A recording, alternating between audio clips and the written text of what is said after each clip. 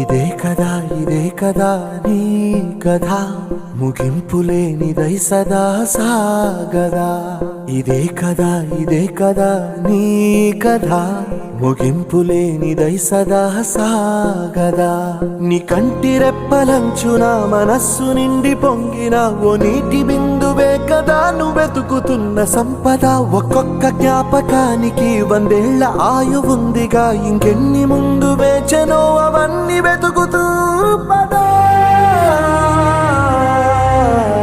మనుష్యులందు నీ కథ మహర్షిలాగా సాగదా మనుష్యులందు నీ కథ మహర్షిలాగా సాగదా